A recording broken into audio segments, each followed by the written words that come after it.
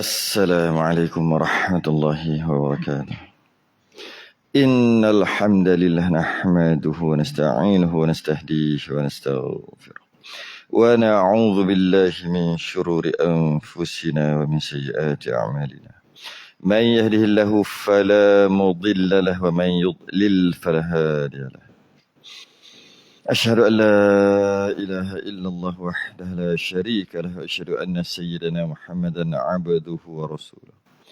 اللهم صل وسلم وبارك على سيدنا محمد الفاتح لما أغلق والخاتم لما سبق ناصر الحق بالحق والهدي إلى صراطك المستقيم صلى الله عليه وعلى آله وأصحابه حق قدره ومقداره العظيم. اللهم نور بالكتاب بصري وأتلق بلساني واشرح بصدري واستعمل به جسدي بحولك وقوتك فإنه لا حول ولا قوة إلا بك سبحانك لا علم لنا إلا ما علمتنا إنك أنت العليم الحكيم ولا حول ولا قوة إلا بالله العلي العظيم.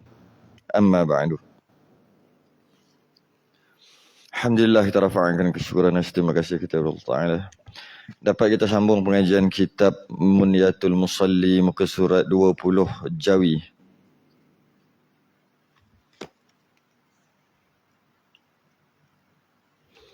Oh, masuk habis dah. Rumi muka surat 87.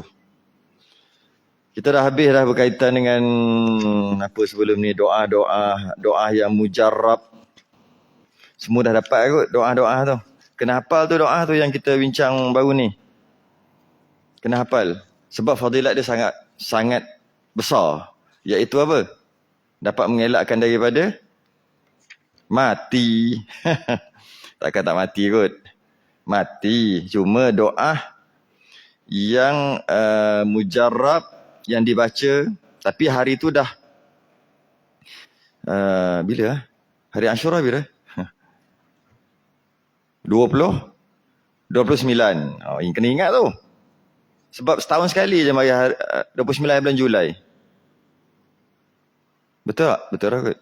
Muharram 29 Julai. 29 Julai nanti malam tu bermula maghrib tu dah boleh baca doa ni. Doa yang muka surat 83 tu. Yang doa yang khas dibaca pada hari Ashura.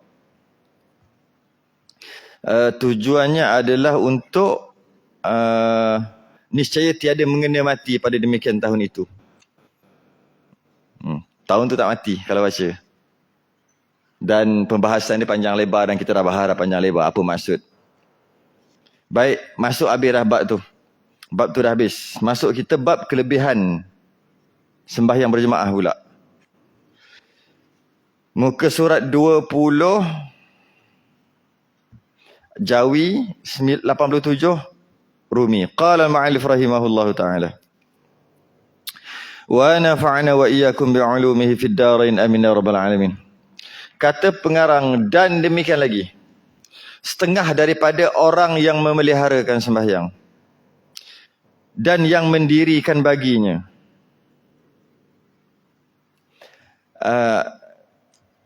Antara perkara yang dinamakan memelihara sembahyang dan mendirikan sembahyang adalah menjaga syarat. Dari segi wuduk, mandi wajib, najis, pakaian dan sebagainya. Itu antaranya, aurat dan sebagainya. Itu antara perkara untuk memelihara. Yang memelihara akan sembahyang. Dan dinamakan memelihara akan sembahyang selain daripada syarat, rukun juga. Berdiri, rukuk, i'tidal, bacaan dan sebagainya. Itu dipanggil memelihara juga. Itu aja ke? Tidak. Ada lagi. Yang dinamakan memeliharakan sembahyang adalah, dia kata, mengekalkan dan menyungguhkan atas mengerjakan dia sembahyang dengan berjemaah. Itu antara orang yang dinamakan memelihara sembahyang, pelihara sembahyang ni, jaga syarat, jaga rukun, jaga sunat, lupa nak sebut tu. Jaga sunat hayat yang kita bincang tu. Kemudian barulah buat secara berjemaah. Kalau dapat kekalkan 4 perkara ni, maka dinamakan orang ni memelihara sembahyang. Kalau dia tak boleh jaga 4 ni, namanya orang itu sembahyang. Dia tak ada memelihara kat situ. Cuma sembahyang aja. Jadi kita dituntut untuk memelihara sembahyang, bukan sekadar sembahyang aja. Jadi nak tak nak, cuba untuk menyungguhkan. Bila dia sebut menyungguhkan atas mengerjakan dia sembahyang jemaah tadi, menyungguh, maknanya susah. Kena buat sungguh-sungguh. Kalau tak buat sungguh-sungguh, takkan boleh istiqamah dalam berjemaah. Takkan boleh. Dia mesti menyungguh. Bila sebut menyungguh, akan ada yang akan terpaksa mengorbankan sesuatu. Senang gitu lah. Itu baru bersungguh. Bersungguh-bersungguh ni, dia mesti mengorbankan sesuatu. Mesti. Kalau tidak, tak mengorbankan sesuatu, maka tak nama menyungguh. Mengorbankan apa? Mengorbankan time rehat kita baru balik kerja. Balik kerja pukul 6.30. Kan rehat sedap. Semayang kat rumah pun sah dia kata. Jadi, mengorbankan masa rehat dia. Untuk solat jemaah, itulah menyungguh. Ataupun nak tengok berita. Pukul 8. Kalau solat jemaah, tak boleh tengok berita. Penting tu berita tu. Macamlah dia tu menteri yang tengok berita. Tunggulah pukul 10. Tapi ada orang tak boleh. Mesti nak tengok juga berita tu. Ada ke orang tengok berita ke sekarang ni? Macam tak ada tak. Semua tengok internet lah. Nak cerita lah dulu lah. Jadi nak kena mengorbankan sesuatu. Mungkin mengorban dengan masa dengan anak-anak. Waktu tu lah nak cakap dengan anak. Nanti kalau balik lewat sikit, pukul 10 balik katalah. Balik lepas isyak, singgah kedai dulu. Lepas tu balik pukul 10 lebih sampai rumah, anak dah tidur contoh. Jadi terpaksa mengorbankan masa dia dengan anak. Untuk istiqamah dalam jemaah. Bila kata menyungguh, mesti ada yang kena korban. Kita berkorban sembelih binatang. Musim korban baru ni. Kalau tak bersungguh-sungguh, tak boleh korban. Ramai orang ada duit, tak masuk korban.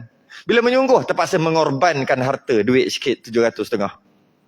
Begitulah yang lain-lain. Yang bila namakan menyungguh, dia terpaksa berkorban. Budak-budak periksa, SPM ke apa ke, periksa-periksa ni. Dia terpaksa mengorbankan masa remaja dia, yang orang lain, budak-budak yang lain macam dia, boleh pergi lepak-lepak dengan kawan-kawan, hoha-hoha, borak itu, main game apa semua. Dia terpaksa mengorbankan masa dia kerana dia nak periksa tak lama lagi. Akhir sekali, dinamakan dia belajar bersungguh-sungguh. Jadi bila sebut menyungguh, mesti ada yang dikorbankan. Mesti ada. Okay. Jadi, begitu juga solat jemaah. Solat wajib. Maka kita tak boleh kata menyungguh atau tidak menyungguh. Sebab dia mesti wajib. Bersungguh ke tak bersungguh ke tetap wajib sembahyang. Tapi solat berjemaah dia bukan wajib. Dia ada khilaf kat situ. Fardu kifayah ataupun sunat muakkad. Tapi dia bukan fardu ain. Jadi kalau sembahyang kita tak boleh kata sembahyang bersungguh-sungguh 5 waktu tu. Tak boleh kata gitu. Sebab bersungguh ke tak bersungguh ke wajib sembahyang. Yang nak bersungguh ni contohnya solat jemaah. Yang itu bersungguh. Untuk mengorbankan sesuatu. Kita tak boleh kata kita melakukan solat 5 waktu, maka kita terpaksa mengorbankan sedikit masa kita 5-10 minit untuk kita buat sembahyang. Tak boleh. Tak boleh kata gitu. Itu bukan korban nama dia. Itu kewajipan. Berbeza dengan solat jemaah. Dia terpaksa mengorbankan. Dia boleh buat benda lain. Dia tinggalkan benda lain kerana nak solat jemaah. Jadi, apabila bersungguh-sungguh dalam mengerjakan solat jemaah, berjemaah, maka kita dapat pahala macam-macam, antaranya syiar. Sembahyang mengangkat fardu ain, sembahyang fardu 5 waktu. Tapi solat berjemaah dia mengangkat syiar sekali. Syiar ni besar, syiar. Syiar apa? Solat berjemaah adalah syiar Islam. Syiar ni kan banyak kan, azan lah, masjid, surau, pakaian, janggut. Itu syiar semua tu. Seni bina Islam, tu semua syiar dia panggil. Dan sunat khitan tu, syiar. Dan takbir raya macam tu kan, ada panggil syiar. Termasuk juga tayamum, syiar juga sebenarnya. Okay. Jadi antara syiar adalah solat berjemaah.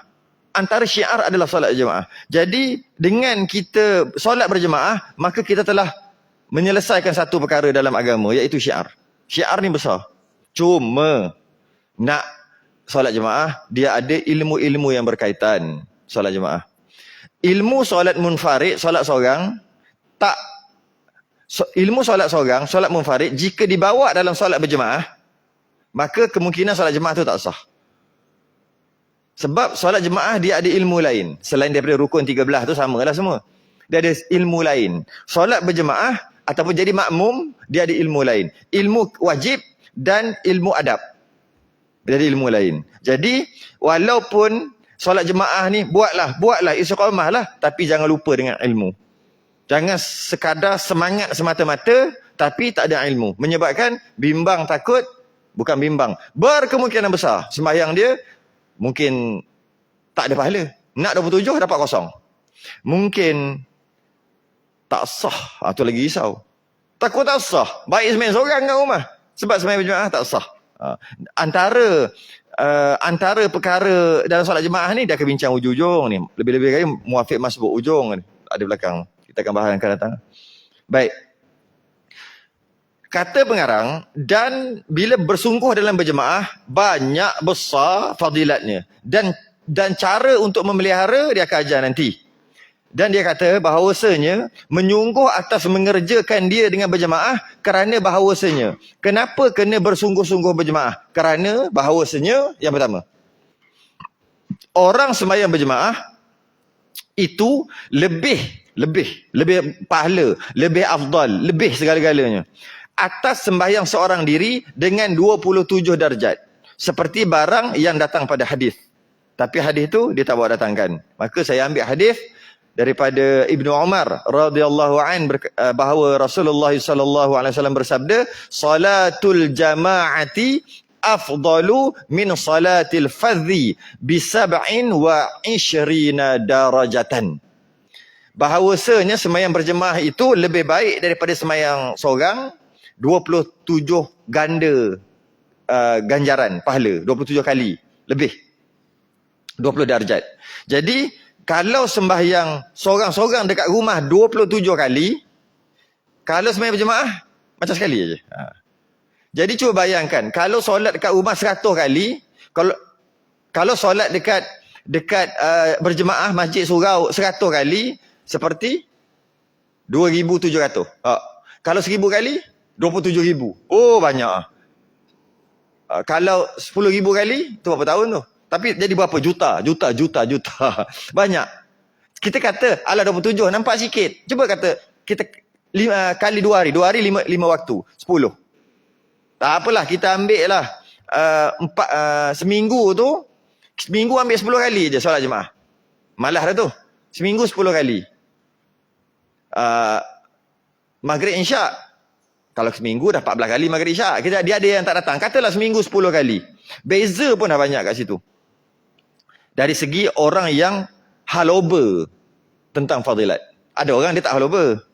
Tak heran pun fadilat-fadilat. Pahala banyak, pahala sikit. Dia tak heran. Ada orang haloba. Dia tengok dia kata apa kat sini. Maka orang yang memudahkan dengan laba, keuntungan. Orang yang memudahkan dengan laba. Ini dibangsakan laba kepada agama lagi ukhrawi. Orang yang memudahkan dengan laba. Orang yang tak berapa peduli tentang laba, tentang keuntungan. Yang mana keuntungan itu dibangsakan pada ukhrawi. Orang yang buat lebih kurang dengan pahala. Begitulah. Keuntungan ukhrawi itu pahala lah. Apa lagi kan? Orang yang memudah-mudahkan. Alah, 27 je pun. Bukan 27,000. Bukan 27 juta. 27 je pun. Dia memudah-mudahkan. Sedangkan dia mampu. Dia boleh je datang untuk sembahyang jemaah. Tapi alah sembahyang seorang pun sah. Itu dia memudah-mudahkan. Orang macam ni, dia memudahkan tentang akhirat. Dia mudah-mudahkan tentang akhirat. Sedangkan bila kita sebut akhirat, kita takut. Tiba dia mudah-mudahkan tentang akhirat. Padahal, dia kata ni, padahal tiada payah. Tiada payah. Tiada payah tu tidak susah. Bukan tak payah.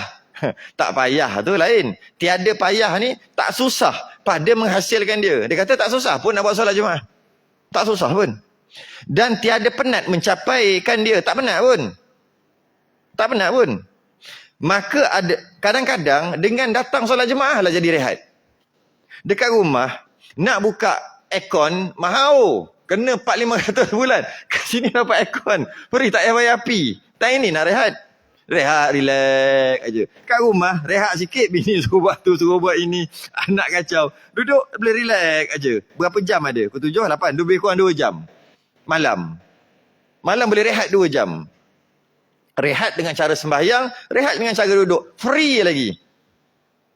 Duduk percuma lagi. Dapat air tu free kan? Dapat air free lagi. Air mineral tu. Kat rumah yang masak. Boleh free lagi. Tapi dia kata, sembahyang kat rumah pun sah. Dia buat ringan-ringan. Maka dia Padahal tidak payah menghasilkan dia. Tak susah pun nak jemaah. Tiada penat mencapaikan dia. Tak penat. Malah hilang penat lagi ada. Bilal, Nabi pernah kata dekat Bilal, arihna ya Bilal. Lepas balik pada perang. Wahai Bilal, rehatkan kami, kata Nabi. Tahu Bilal buat apa? Dia as-salatu jami'ah qamat. Maknanya, rehat-rehat sebenar adalah sembahyang. Me time tu sembahyang. Kan ada me time, orang sekarang me time. Orang dulu tak ada me time tok-tok kita dulu. Kita je sekarang tak boleh. Isteri nak ada me time, laki nak ada me time. Tahu me time? Bukan time makan mi. Kan? Masa untuk dirinya bersendirian. Nak golek-golek dalam bilik. Nak gitu, jangan kacau. Ada orang minat game, nak main game sejam dua. Jangan kacau. Kalau tidak, hari dia akan tak best. Dia kena ada me time dia.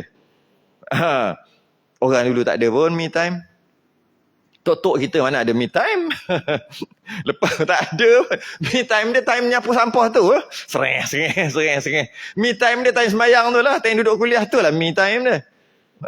Me time tak ada. Dia ada time dia dengan Allah je. Itulah me time sebenar. Berdua-duaan, khalwah dengan Allah. Jadi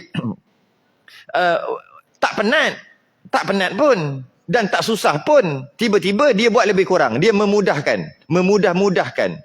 Maka adalah orang itu, orang yang perangai macam ni, orang yang memudahkan agamanya. Oh, kasarlah sikit ni. Dan orang yang tiada menghiraukan dia. Kasarlah sikit. Nak bagi sedar tu dia kasar sikit tu. Orang macam ni, orang yang tak hirau pada agama. Orang yang memudahkan agama dia. Buat lebih kurang dengan agama dia. Kalau buat lebih kurang dengan agama, tak semayang. Bukan tak semayang berjemaah. Dia punya alasan ke situ tak? Orang yang tak puasa, tak semayang, tak bersedekah, tak apa. Kita kata orang yang memudahkan agama. Kata tidak. Orang yang tak solat jemaah pun orang yang memudahkan agama. Dengan maksud, memudah-mudahkan. Buat lebih kurang. Buat ringan-ringankan agama. Walaupun dia semayang. Cuma dia tak semayang jemaah saja. Tu pengarang Syekh Daud Al-Fatani kata. Pernah satu ketika seorang buta tanya Nabi, aku selama ni aku buta dan aku pergi masjid selama ni. Kadang-kadang aku pergi sendiri. Kalau pergi sendiri kadang-kadang nak pergi ke masjid sampai ke tempat lain. Kadang-kadang ada orang bawa aku. Kalau orang bawa memang sampai. Sekarang ni dah lama dah aku buat gitu. Aku nak minta keringanan wahai Rasulullah. Aku tak nak pergi datang solat jemaah. Aku semayang kat rumah sebab aku buta. Nabi kata, kalau engkau buta nak buat macam mana? Masyaqqah, kesusahan. Maka tak apalah, tak datang solat jemaah pun. Dia lega dah. Yes. Dia patah balik, baru 3 langkah je. Nabi kata, kejap. Dengar azan tak? Ada dengar azan tak? Bunyi azan. Maknanya nak tahu jauh rumah dia dengan masjid atau surau tadi, dekat, jauh atau dekat. Dengar azan tak? Dia kata dengar azan. Kalau dengar azan, penuhi seruan azan. Orang buta pun. Orang buta pun Nabi suruh pergi salat jemaah. Kita tak ada pun buta. Dan lagi kerana kata setengah ulama, fardu kifayah. Yang kedua, kenapa kena istiqamah dalam solat berjemaah? Setengah ulama kata fardu kifayah, setengah ulama kata sunat muakkadah. Fardu kifayah Imam Nawawi. Imam Nawawi mengatakan solat berjemaah adalah fardu kifayah. Kalau tak buat satu taman, satu kampung, satu kawasan, satu qaryah, semua berdosa. Ni PSG. PSG ni ramai. Ribu ada kot? Ribu ada tak? Orang ribu ke rumah ribu? Rumah ribu? Orang? Puluh ribu kot? Orang kata, banyak rumah kosong lah. Okay. Ada ribu rumah. Ada di sini ada buat solat jemaah. Maka dengan ada solat jemaah berapa kerat orang ni, menyebabkan yang ada kat rumah sekarang tak berdosa. Kata Imam Nawawi. Ini pendapat muktamad lah. Kalau tak ada buat kat sini solat jemaah, semua berdosa, termasuk yang tak datang tu. Yang tak datang tu berdosa, semualah berdosa. Kalau sebahagian buat datang solat berjemaah, habis diorang tu tak semayang ke? Diorang semayang, cuma diorang semayang kat rumah je. Maka semua akan berdosa. Oleh kerana berapa kerat 3-40 orang ni datang semayang jemaah, maka terangkat 1,000 orang, 2,000 orang, 1,000 rumah. Terangkat semua kewajipan. Sebab tu namanya fardu kifayah. Kita buat, orang lain tak payah. Ke gitu? Ke macam mana? Fardu kifayah, orang buat, kita tak payah ke? Kita buat, orang tak payah? Kita duk fardu kifayah, orang buat, kita tak payah. Sedap kita kata. Tukar agak sekali, fardu kifayah. Kita buat, orang tak payah. Asyik fardu kifayah, asyik serah kat orang aja. Jadi fardu kifayah ni sebahagian dah buat, maka yang lain terlepas lah. Fardu kifayah kan? Fardu ain setiap orang mesti buat. Tak buat berdosa. Jadi, kata Imam Nawawi, fardu kifayah. Jadi, untuk melepaskan fardu kifayah, sebab tu kena datang solat jemaah. Kalau tidak, berdosa semua. Dia sendiri berdosa sebab tak datang, dan orang yang tak datang yang lain pun berdosa. Tapi sebahagian dah buat, paling kurang 2 orang minimum. Paling 2 orang buat je solat berjemaah, maka yang lain terlepas kewajipan. Ada pendapat Imam Rasya'i mengatakan sunat muakkad. Yang sunat muakkad ni kalau tak ada, tak berdosa lah. Tapi mu'tamad macam kita. Iaitu pendapat Imam Nawawi mengatakan fardu kifayah. Fardu kifayah. Kalau kita fikir balik, tuntutnya Nabi supaya kita pergi solat jemaah. Kalau kita tengok, ada solat kita dah mengaji sebelum ni, awal-awal lagi tu. Nama solat tu Syiddatul Khauf. Ingat lagi tak? Awal-awal lagi tu, awal kita musalli tu. Berkaitan dengan solat Syiddatul Khauf. Solat dalam perang. Solat ketika bersangatan takut. Solat ketika, masa tu takut sangat. Maka solat juga. Ataupun solat ketika perang. Perang, solat. Sama ada perang belum start perang, tapi dah ada di depan. Ataupun telah bersedaging. Perang bersedaging. Ni. Bersedaging. Pun solat juga kan. Yang bersedaging tu biar. Maksud faham bersedaging. Tengah tembak, masa tu semayang. Itu kita tak nak bincang. Itu semayang je, wajib semayang. Tapi kalau ini tengah nak perang ni dengan orang kafir. Ni, 2 ni. Tapi standby dulu. Hantar seorang dulu. Kau tim dulu. Patah balik. Tak boleh jadi. Hantar orang lain pula. Kalau kena elok, tak jadi. Berserai. Tak kena elok, kena kan. Jadi, ketika tengah panas ni, dia panggil apa tu?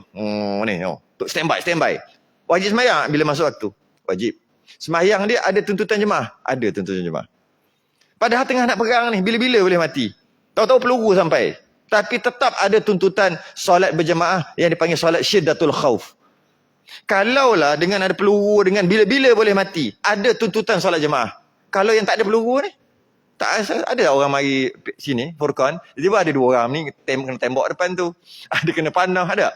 Pernah jadi tak? Tak ada pun. Kenapa orang takut sangat nak mari? Ke AJK garang sangat? Tak. Garang budak-budak, sikit, jentik-jentik sikit je lah. Biasalah tu. Jadi, datang solat jemaah. Datang solat berjemaah. Sebab dia fardu kifayah. Jadi bila solat jemaah, dapat pahala fardu ain, iaitu solat zuhur, asar, maghrib, isyak, dapat pahala fardu ain. Dan bila dia buat jemaah, dapat pahala satu lagi, iaitu fardu kifayah. Fardu ni dosa ni, pahala ni besar. Dapat pahala fardu ain dan dapat pahala fardu kifayah. Fardu kifayah. Fardu besar tu. 70 fardu, 70 sunat bersamaan dengan 1 fardu. Jauh, besar beza tu. Di perang, sambung lagi. Ingatkan dah habis. Dan lagi kerana kata setengah ulama, ia fardu kifayah, di perang akan orang yang meninggalkan dia. Di perang. Apa maksud perang? Bunuh? Bukan. Diperangi. Dia apa? Diambil tindakan. Bukan diperang tu, bukan. Diambil tindakan bagi orang yang meninggalkannya. Meninggalkan dia. Meninggalkan solat jemaah. Meninggalkan solat, susah nak ambil tindakan. Susah. Mana tahu dia semayang tak semayang. Kalau dia kata aku semayang, kena percaya lah dia cakap. Aku semayang kat rumah, kena percaya. Tak payah nak pasang CCTV kat rumah dia, tak perlu. Tapi solat jemaah, jika tak ada di satu kawasan, pemerintah wajib memerangi. Faham? Memerangi. Berdatang hantar kaunseling ke, datang hantar Jabatan Agama Islam ke, Majlis Agama Islam ke, hantar ke tempat tu. Kalau dah beberapa kali saman ke, ataupun buat sesuatu lah, itu masuk perangi tu. Perangi. Diperang akan orang yang meninggalkan. Diperang satu tempat yang perlu memerangi ni pemerintah. Orang biasa tak boleh. Orang biasa boleh pergi dakwah je. Amar ma'ruf nahi munkar je. Cuma tak boleh perang. Yang diperang ni oleh yang perlu memerangi ni siapa? Pemerintah. Kalau pemerintah tak memeranginya, berdosa pemerintah. Memerangi apa? Satu tempat yang sepatutnya kena ada solat berjemaah di situ kerana ianya fardu kifayah, tiba-tiba tak buat. Maka diperang tempat itu. Hantar kaunseling dulu dekat dia punya ketua kampung ke, tok 4 ke apa ke. Habis tak usaha buat. Tak ada orang. Sebab minimum 2 orang. Takkan tak boleh buat kot. Maka perlu memerangi. Kalau tidak, berdosa. Dan berdosa tu satu qaryah. Dan termasuk pemimpin yang tak memerangi satu tempat yang tak ada solat berjemaah. Kalau kita tengok dulu-dulu, sekarang payah sikit nak tengok orang buka tempat, buka kawasan. Tapi kalau dulu Felda ke apa ke, tempat baru buka tempat tu, kerajaan ke baru buka. Tok-tok kita dulu, pertama sekali cari tempat sembahyang lah.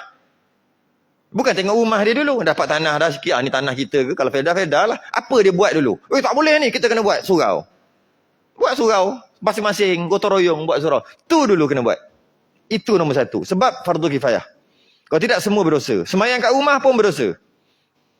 Semayang kat rumah pun berdosa.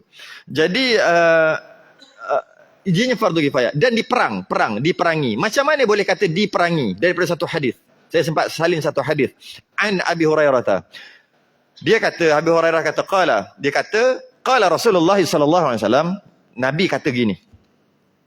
Laqad hamamtu an amura bis salati fatuqama.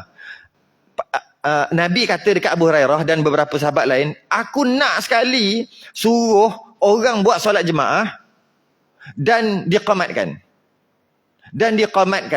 Aku nak suruh sekali, ni katalah hari ni kita nak sembahyang subuh contohnya kan. Aku nak sekali Nabi kata. Aku teringin sangat. Macam mana?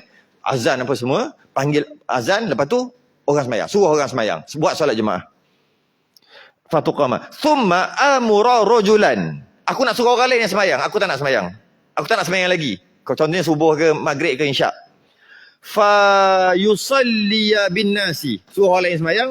Dan aku tak nak sembahyang. Summa antaliqa ma'i birijalin. Aku nak ajak beberapa orang dengan aku. Ma'ahum. Huzamun min khatabin ila qaumin. Aku nak pergi pergi kampung. Tapi masa tu azan dah dilaungkan dan qamat telah dilaungkan dan sembahyang jemaah telah dijalankan. Lepas Allahu Akbar je aku nak pergi jalan masuk kampung. Masa tu Nabi kata, la yashhaduna salah fa uharriqa alaihim buyutahum binnar. Kata dia pun kasar kan ni. Bukan benar aku nak tengok rumah yang menyala. Kalau ada lelaki dalam tu aku nak bakar rumah tu. Nabi kata gitu. Nabi kata aku nak bakar rumah yang menyala, tengok menyala, kemudian ada lelaki, dalam kita boleh kiaskan lah, lelaki tu tak sakit dan sebagainya, lelaki tu boleh je nak pergi sembahyang tapi tak sembahyang, aku nak bakar rumah tu. Tapi ayat awal Nabi kata, aku teringin sekali, teringin. Bukan Nabi buat, Nabi teringin. Pak ulama mengatakan, Nabi kata Nabi teringin. Bila kata Nabi teringin, memandangkan tak wajib. Kalau Nabi kata, aku dah buat, maka wajib. Fardu ain lagi. Siapa tak semayang jemaah, tak sah. Kalau Nabi pergi bakar sungguh. Tapi Nabi tak bakar. Nabi kata, aku teringin sangat. Cuba kita bayangkan. Kita kata kita sayang Nabi. Nabi dekat hati kita. Nabi yang kita sayang tu nak bakar rumah kita. Sehari 5 kali dah tu. Dah 5 kali tak solat jemaah. Nabi teringin. Nabi tak buat. Dulu pun Nabi tak buat. Kalau Nabi ada sekarang pun Nabi tak buat. Nabi tak buat. Cuma Nabi teringin. Nak bakar rumah orang yang tak solat jemaah. Orang yang ada lelaki. Perempuan tak? Kanak-kanak tak? Lelaki yang tak sakit, tak ada apa uzur apa, tak solat jemaah. Aku teringin nak bakar. Seronok kalau boleh bakar rumah macam tu lah. Boleh buat kan tu, best. Tapi tak boleh buat. Cuma Nabi teringin nak buat. Maknanya orang yang tak datang solat jemaah, sehari dalam keadaan tak ada uzur, sehari 5 kali Nabi nak bakar rumah dia. Kalau sehari 5 kali, setahun, nak kali bayar. 365 kali 5. Kalau 10 tahun, berapa puluh ribu? 18,000 kali. Nabi nak bakar rumah dia. Teringin nak bakar. Kalau kita sayang kat seorang tu, apa orang tu tak suka, kita tak buat. Kalau kita sayang kat orang tu, kalau kita kata kita sayang Nabi, apa yang Nabi tak suka, kita tak buat. Kalau tak suka sikit-sikit, okey lagi. Ini tak suka sampai nak bakar rumah. Nah, kalau tak suka sikit-sikit, okey lagi lah. Ini sampai nak bakar rumah, tak suka sungguh. Nah, tak suka sungguh. Nabi, mujurlah Nabi tak bakar. Kalau Nabi bakar, fardu ain jadi. Yang ketiga, dan lagi harus pula. Kenapa kena jaga solat jemaah? Dan lagi harus pula, dan lagi pula kerana memelihara mazhab. Ada mazhab lain, khilaf ni. Yang mengatakan, kan saya sebut tadi, fardu kifayah kata Imam Nawawi, sunat muakkad kata Imam Rafi'i. Dua-dua ni mazhab Syafi'i. Solat berjemaah, hukum solat jemaah. Itu mazhab Syafi'i. Ada mazhab lain. Mazhab lain dia kata apa? Yang mengatakan orang yang jiran masjid. Maksud jiran 40 tak? 40 atas, bawah, kiri, kanan, depan, belakang 40. Itu panggil jiran. Itu satu maksud jiran. Maksud jiran yang kedua adalah bila dilaungkan azan sampai kat rumah dia. Suara. Sampai dekat rumah dia suara. Maka itulah nama jiran. Kalau sampai lagi jauh pada 40 ke lebih kurang? Lebih kurang kot. Lebih kurang lah. 40 rumah ataupun bila azan tu sampai suara kat rumah dia. 40 rumah. Oh, kalau pakai speaker dia pergi kuat. Tak, ni yang tak pakai speaker. Ini tak pakai speaker. Berapa jauh boleh pergi. Maka itu namanya jiran masjid surau. Okey. Ada mazhab. Mazhab apa ni? Mazhab, sekejap, mana tobik saya ni? Mazhab Hanafi dan Hambali. Mazhab Hanafi dan mazhab Hambali mengatakan, ini dia kata memeliharakan mazhab kerana nak meraihkan mazhab lain. Mazhab lain tu Hanafi dan Hambali. Dia mengatakan orang yang jiran masjid 40 daripada masjid surau tu dia 40. Tempat solat jemaah 40 depan, kiri, kanan, depan, belakang semua.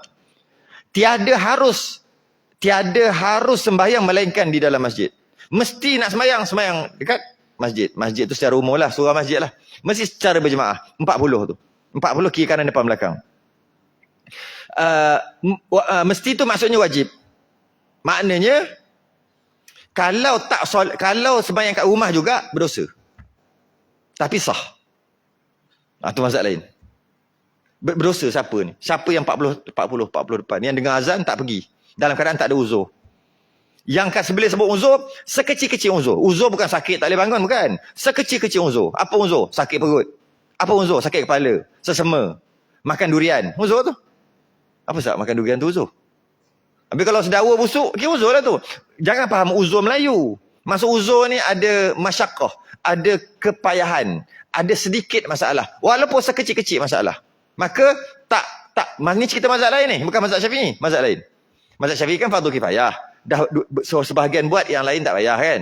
Ini mazhab lain. Yang kata mazhab lain. Walaupun sekecil-kecil uzur. Sekecil-kecil uzur dia. Apa dia sekecil uzur dia? Contohnya, sampaikan kalau pakaian dia tak sesuai. Dia tak ada pakaian. Katalah pakaian dia semua basah. Kita bagi contoh aja ni. Sekarang tak logik contoh ni. Bagi jugalah. Yang ada baju kelawar bini dia. Takkan nak pakai baju kelawar tu sembahyang jemaah. Maka teruzur. Tak payah sembahyang jemaah. Bila tak sembahyang jemaah, dan sembahyang rumah dia sah dan tak berdosa. Mazhab lain ni, mazhab lain. Sama ada dia ada hal, walaupun sekecil-kecil hal, tak datang solat jemaah, tak berdosa. Tapi kalau tak ada hal, sekadar nak tengok TV, duduk saja, malah gitu je, maka dia berdosa tak datang solat jemaah. Mujurlah mazhab Syafi'i tak gitu. Tu dia kata di sini. Lagi pula kerana memelihara, meraihkan mazhab lain, iaitu mazhab Hanafi dan Hambali, yang mengatakan orang yang jiran masjid tiada harus, tak boleh, tak harus tu tak boleh, berdosa. Tak berdosa sembahyang, melainkan sembahyang kat masjid. Cuma sembahyang kat rumah dia sah. Malah ada pendapat dhaif dalam mazhab lain juga yang mengatakan dia adalah fardhu ain. Siapa sembahyang kat rumah tak sah. Sembahyang mana? Dia dengar azan, dia jiran pada masjid surau, dia dengar tapi dia tak datang solat berjemaah, sembahyang kat rumah dia tidak sah. Pendapat dhaif dalam mazhab lain juga. Pendapat mutamad dalam mazhab lain sah tapi berdosa. Pendapat mazhab Syafi'i paling ringan. Sebahagian dah buat, yang lain tak payah. Mujur kita mazhab Syafi'i. Kalau kita ni mazhab Hanafi ke mazhab Hambali, ramai tak berdosa sini? Allah, ramainya berdosa. Mujurlah.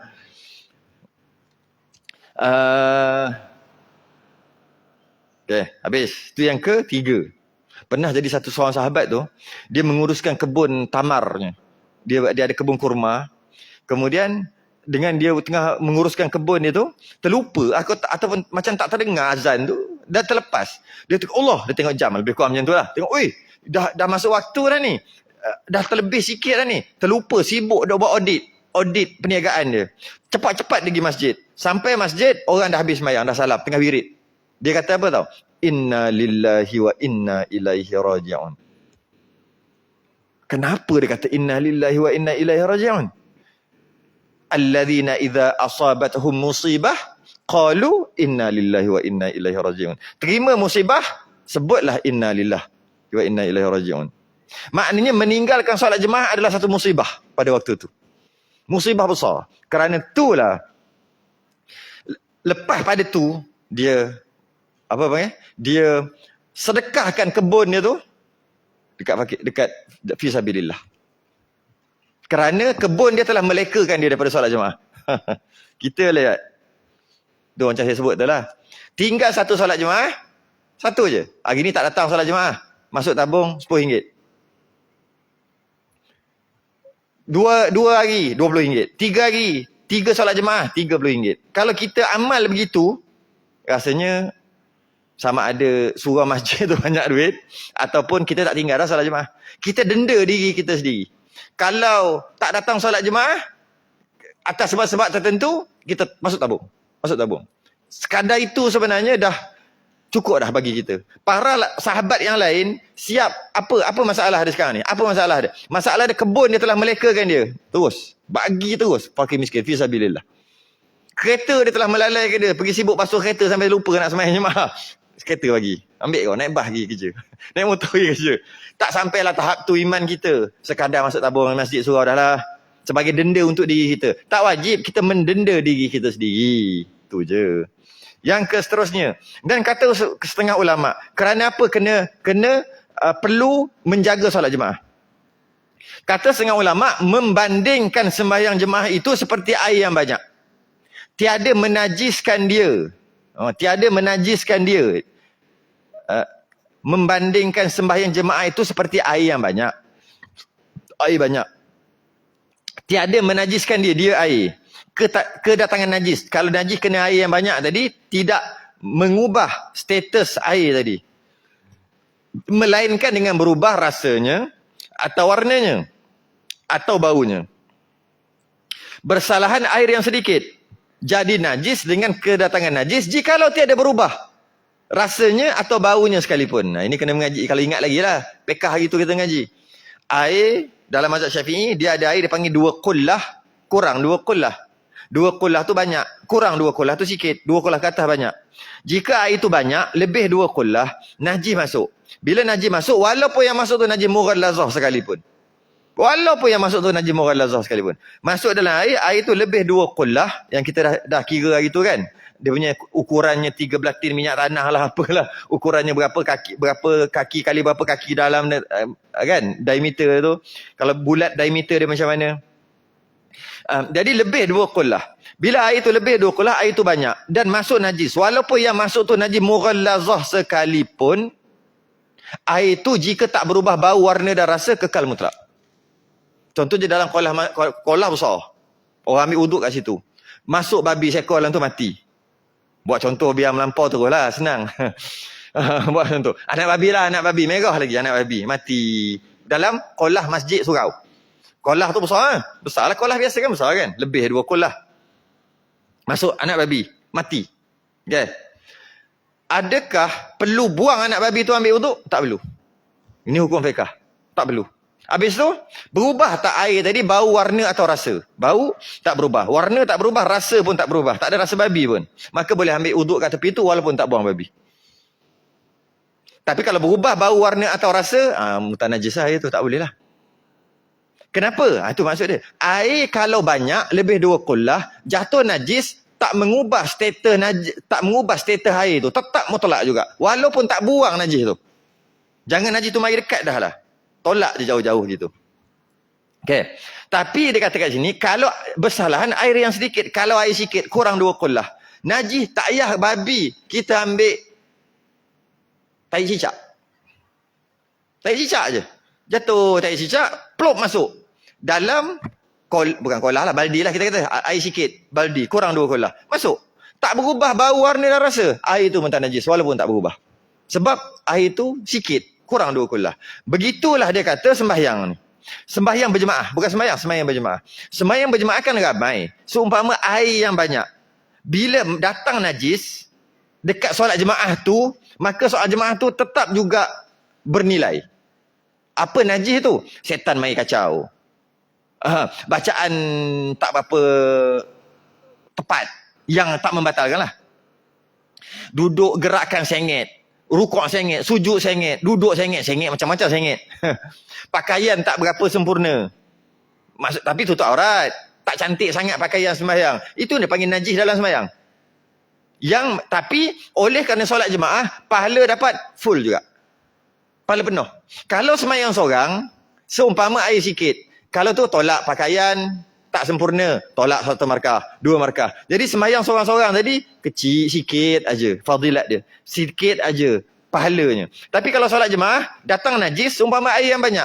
Walaupun kita tu problem, kita pakai sembahyang, pakai pun tak berapa sesuai sangat pakaian tu. Pakai singlet je sembahyang. Kepiah pun tak pakai, contoh. Tapi solat jemaah, tetap juga dapat full. Pahala penuh, 27. Pahala penuh. Itu perumpamaan dia nak beritahu kat sini. Najis tu umpama datang masalah dalam sembahyang tu lah. Masalah. Tapi masalah yang tidak membatalkan sembahyang. Kalau sujud pun sekali, Fatihah pun tak baca langsung, tak boleh tu. Itu rukun. Ini yang menyebabkan sembahyang tu jadi cacat. Najis. Tetap juga jika solat jemaah, tetap juga sembahyang dapat markah penuh walaupun dia banyak gagalnya dalam sembahyang dia. Kalau tok-tok guru dulu bagi contoh, masa mengaji dulu, tok-tok guru bagi contoh apa? Kalau sembahyang jemaah ni macam beli borong. Nak beli carrot. Carrot, lobak merah. Kalau nak beli 1 guni. Cek satu-satu tak? Beli borong je, berapa? Bawa balik. Tapi kalau nak beli 4-5 batang, satu-satu dia cek. Oh yang ni, ni ada akar sikit. Oh yang ni hitam sikit, tolak tepi. Cek satu-satu. Cek satu-satu. Oh ini warna lain sikit. Oh ni bengkok, uduh. Bengkok gitu. Uduh. Padahal boleh makan sedap, sama je. Tapi tak ambil dah. Begitulah sembahyang seorang-seorang. Sembahyang seorang-seorang umpama, malaikat akan cek apa? Tengok pakaian. Tengok satu, cek satu-satu. Akhir sekali banyaklah yang kurang bila cek satu-satu. Solat jemaah, malaikat akan tengok. Semua, ambil semua. Sembahyang jemaah. Semua dapat 27.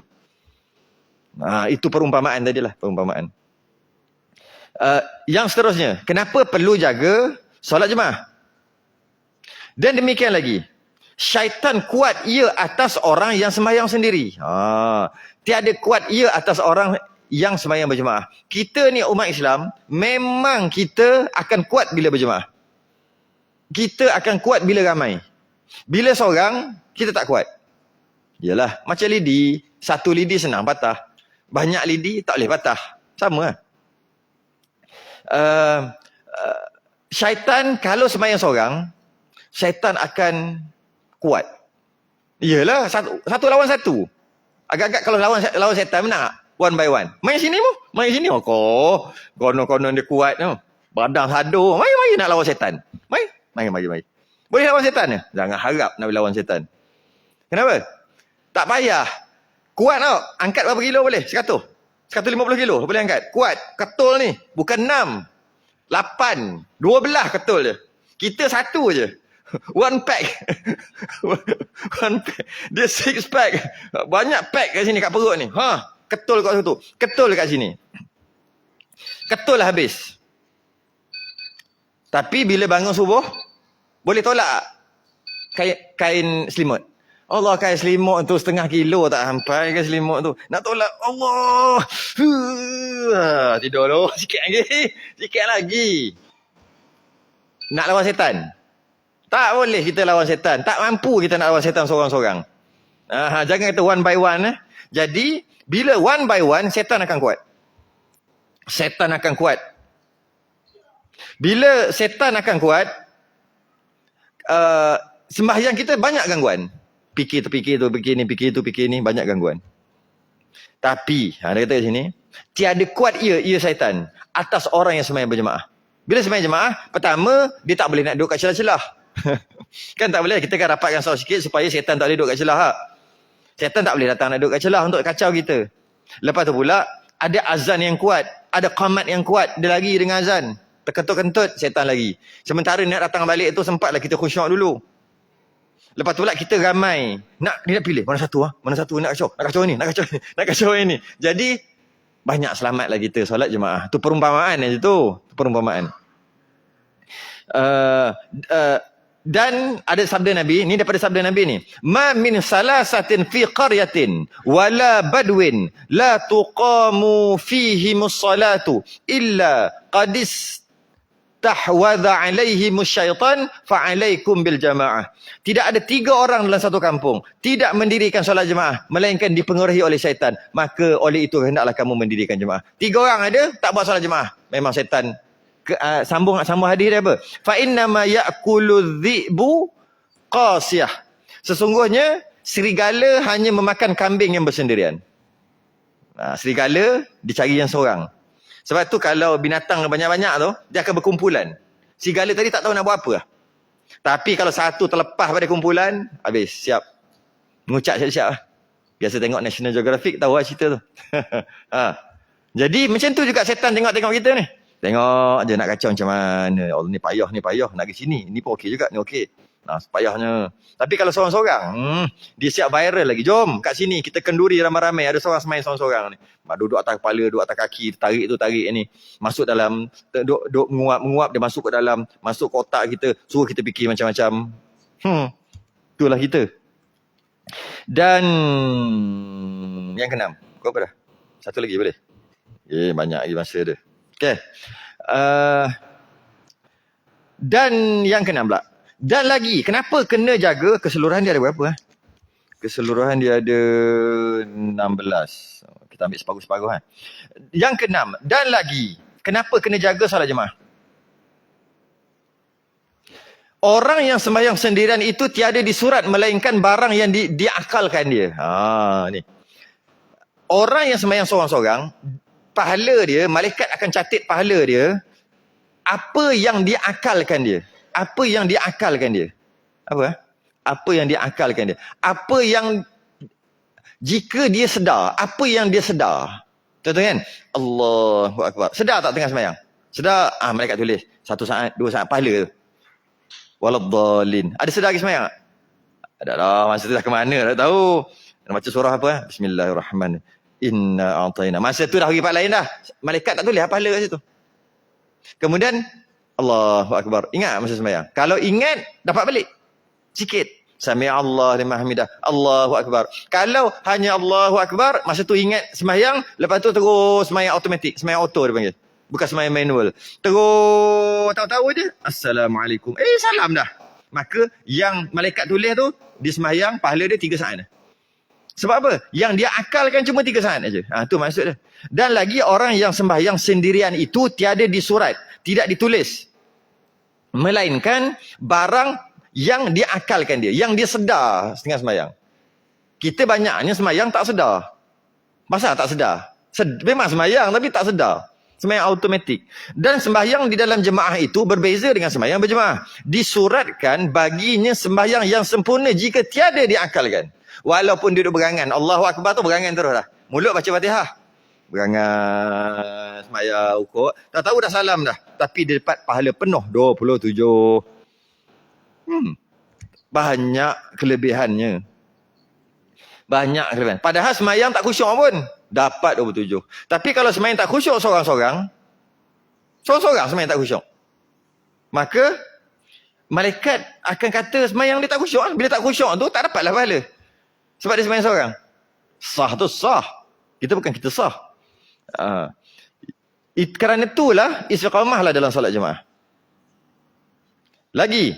Ni nombor berapa ni? Nombor 7. Ni last lah nombor 7. Dan lagi. Kenapa kena sembahyang berjemaah? Sembahyang berjemaah itu tali. Tali. Yang disuruh kita berpegang. Dengan dia yang di dalam firman Allah. Suruh kita pegang dengan tali. Wa'tasimu bihablillahi jami'a. Ada sambung ni kan? Wala tafarraqu kan? Dalam sembahyang tu, dan sembahyang jemaah itu, tali yang disuruh kita berpegang dengan dia. Daripada ayat firman, wa'tasimu bihablillahi jami'a. Berpeganglah kamu sekaliannya dengan tali Allah. Tali itu syariat. Agama Allah. Itu maksud tali. Jadi, antara maksud berpeganglah dengan syariat Allah adalah menjaga solat jemaah. Dia adalah salah satu tahli Allah. Ataupun salah satu syariat. Ataupun salah satu yang diperintahkan kepada kita supaya berpegang dalam kehidupan seharian. Banyak yang kita disuruh berpegang. Kan banyak kan. Antara yang kita suruh berpegang adalah solat berjemaah. Dan bila kata begitu, kita disuruh untuk berpegang, dengan tali Allah, dan salah satu maksudnya adalah solat berjemaah. Kita dapat faham bahawasanya Islam menghendaki kita ni berada dalam barisan jemaah, berganding bahu menjunjung perintah Allah dalam melaksanakan syariat. Waktu tu tak kira kedudukan, pangkat, bahasa, warna kulit, miskin, kaya, tua, muda, tak kira dah waktu tu. Dan apabila nak menjunjung perintah Allah, nak buat apa-apa yang Allah perintahkan, kita disuruh untuk buat secara berjemaah. Bukan buat seorang-seorang. Bukan. Kita disuruh untuk buat secara berjemaah. Dan apa sahaja yang kita nak buat secara berjemaah, kerana itu antara syiar dan ianya adalah suruhan. Apa saja kita nak buat berjemaah. Syiar, dan dia dapat menunjukkan, bila syiar, untuk tujuan syiar adalah untuk tunjuk dekat umat Islam ataupun orang kafir, bahawasanya orang Islam dia akan berkumpul atas satu tujuan, yang mana dengan tujuan tadi itu pakat-pakat berkumpul. Nak buat satu-satu tentang agama, berkumpul. Maksud berkumpul tu buat secara berjemaah. Maka orang kafir akan respect. Orang kafir akan takut dengan kesatuan dan kekuatan Islam. Dia tak perlu tengok lain. Dia boleh tengok solat jemaah saja. Time nak solat jemaah, pakat-pakat datang. Lepas tu bisa. Lepas tu time waktunya, pakat-pakat datang. Orang kafir akan gerun tengok. Kita zaman sekarang ni sangat memerlukan penghormatan daripada orang kafir. Sebab orang kafir tak berapa nak hormat dah orang Islam. Orang Islam biasalah, tak tambah orang Melayu memang baik. Orang pijak kepala pun, ayalah tak apa, baik orang Melayu ni. Pijak kepala pun dia baik. Tapi zaman sekarang ni, kita sangat diperlukan untuk dihormati. Islam itu dihormati. Sangat perlu. Jadi macam-macam cara nak buat Islam ni dihormati. Antara caranya solat jemaah. Saya tanya kawan orang kafir. Dia kata betul. Mak dia kalau tengok haji, dia panggil haji je. Pakai kepiah, pakai jubah, dia panggil haji je. Dia tak kira siapa-siapa. Haji aja. Dia tengok haji, pergi solat jemaah. Dia kata ini sembah Tuhan Allah punya. Ini orang baik punya. Kita respect dengan dia dan kita takut dekat dia. Dia jadi takut. Takut tu bukan takut lari, bukan. Dia ada gerun. Bukan takut lah. Silap, bukan perkataan takut lah. Eloknya gerun. Dia ada gerun. Kalaulah dia, cuba bayangkan orang kafir ni. Dia tengok anak dia perangai gini. Anak orang kafir. Macam mana perangai dia? Rambut berkarat. Pakai seluar koyak-koyak. Pergi gitu. Naik motor. Pergi situ. Pergi hoha-hoha. Main game, main gitu kan. Kau orang kafir kan. Biasa lah. Dia tengok anak orang Islam pun macam tu juga. Pakai seluar koyak. Semahyang tak. Rambut colour. Macam-macam colour rambut ada. Macam anak aku je, dia kata. Sama je. Hilang gerun. Tapi cuba dia tengok. Budak umur 15 tahun, 16 tahun, 17 tahun. Pakai kepiah. Datang berjemaah kat masjid. Ada janggut sikit. Budak-budak tak banyak janggut. Ada janggut sikit. Orang kafir. Gerun tu tengok. Ini yang akan nanti. Pemerintahan akan datang. Kita orang semua dah mati. Dia ambil alih. Dia akan ambil alih ni orang macam ni. Budak macam ni. Dia akan jadi gerun. Jadi, bila gerun, mereka akan respect. Mereka orang kafir akan respect. Bukan orang kafir je akan respect. Orang Islam sendiri yang tak berapa nak ni pun akan respect juga. Jadi kerana itulah perlu solat berjemaah, kerana bila kita datang tu dia panggil dakwah bil hal, dia panggil. Dakwah bil hal. Contohnya kita duduk kat rumah. Kita nak datang solat jemaah. Kita tengah berdakwah tu. Dakwah bukan pakai mulut aja. Dakwah pakai mulut salah satulah. Pakai suara ni salah satu je. Banyak lagi dakwah cara lain. Daripada dakwah bil hal. Dakwah dengan perbuatan. Perbuatan. Kita keluar rumah. Pukul 7. Start motor. Ada jiran kat sebelah. Sama ada orang kafir atau orang Islam. Kita pergi. Dakwah tu. Lagi-lagi tegur dia. Bang, masuk kereta bang. Wah, kilat kita. Tak suruh pun, bang. Marilah kita sama-sama pergi marahkan majlis ilmu. Tak payah, tak payah. Kalau cakap itu pun boleh. Cuma tak semestinya kena kata macam tu. Dan tak semestinya kena kata buruk-buruk. Malah tak elok lagi kata buruk-buruk. Bang, nampak janggut tu ada 2 dah putih bang. Tak bila nak pergi. Tak payah cakap gitu. Tak perlu. Pergi apa? Start motor, panas enjin sikit dalam 1 minit. Sihat. Ceng dia, tu dakwah tu. Pakai kepiah lah, pakai kain macam nak pergi masjid surau. Dakwah dah. Pergi pula. Masa dalam perjalanan berapa jauh? Kan ada orang tengok, ada orang kafir. Dakwah semua tu dakwah. Sampai parking. Bila parking, penuh kereta, penuh motor dekat luar. Dakwah tu. Dakwah. Orang yang bawa balik kerja ni, bawa balik overtime, dia tengok, wah, Furqan penuh. Oh, Furqan penuh. Furqan penuh. Dia tengok luar je, tengok dalam. Penuh.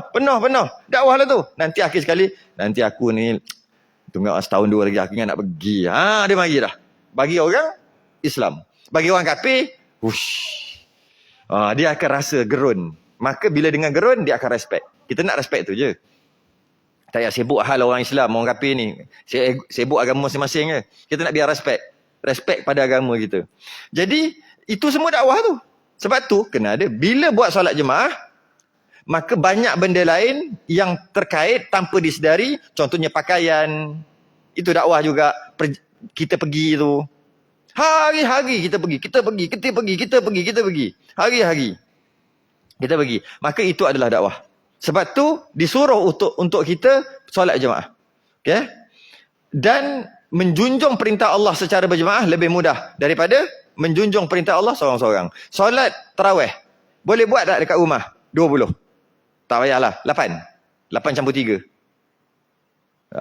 Buat rumah seorang-seorang. Tak ada harapan. Tak payah cuba-cuba nak angguk lah. Nak cuba angguk ke, pernah buat sekali. Sekali tu yang nak buat. Kadang-kadang tak pernah buat. Tapi kalau dekat masjid, silap-silap 20 pun boleh. Kalau tak boleh 8 pun, 20 pun boleh buat. Sebab bila kita buat secara berjemaah, dia jadi mudah bagi kita. Maka tiap-tiap orang yang lalai akan dia, mana ni? Panjang juga ni. Maka tiap-tiap orang yang lalai akan dia itu, yang tak solat jemaah, sesungguhnya sangat besar ia lupa akan masalah agamanya. Orang yang tak solat jemaah ni, sangat besar lupa ia akan masalah, akan kepentingan, akan faedah, akan agamanya. Dia seolah-olah macam lupa agama. Sebab dia tak peduli pada solat jemaah. Tidak bersungguh dalam solat jemaah. Dan sedikit gemar ia daripada menyungguh pekerjaan akhirat. Dia tak ambil berat tentang akhirat. Walaupun dia kata aku ambil berat akhirat, aku ambil berat. Kalau tak solat jemaah, dia sedikit gemar ia. Sedikit gemar daripada menyungguhkan pekerjaan akhirat. Dia suka juga akhirat, tapi tak semua, sikit lah. Sikit je yang dia gemar. Banyak suka dunia je. Okay? Maka tiada diketahui orang yang menuntut akan dunia. Menanggung ia akan penat dan payah ia kerjakan yang berat. Berjaga malam, berpanas ia sehari. Manakala hasillah baginya maksud suku sejempul daripada labanya.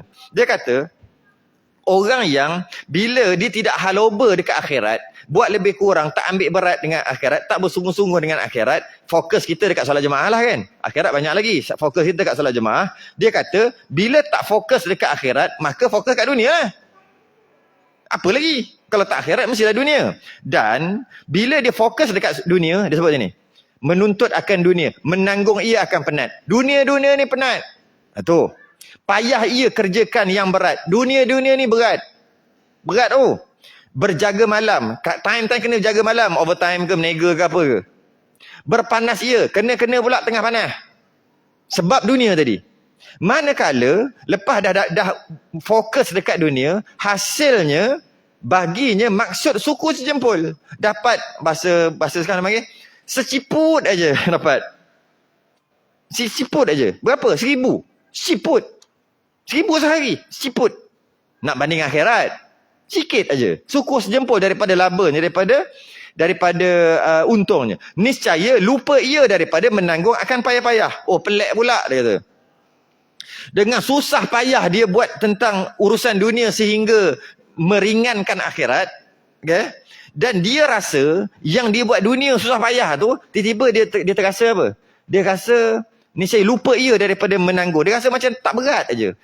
Tak berat aja. Dan dimudah segala yang payah-payah. Dia rasa tak susah pun. Buat, padahal ianya susah. Dia gini.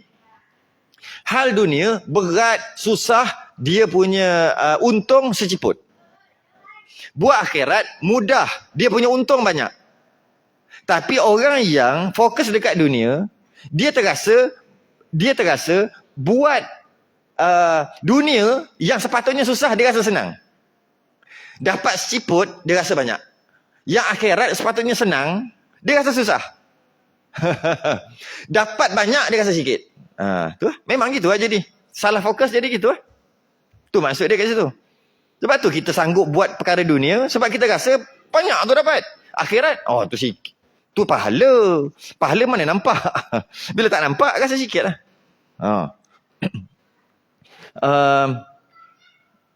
Niscaya lupa ia daripada menanggungkan yang akan payah-payah dan dimudahkan segala yang payah-payah. Yang payah dia rasa senang aja.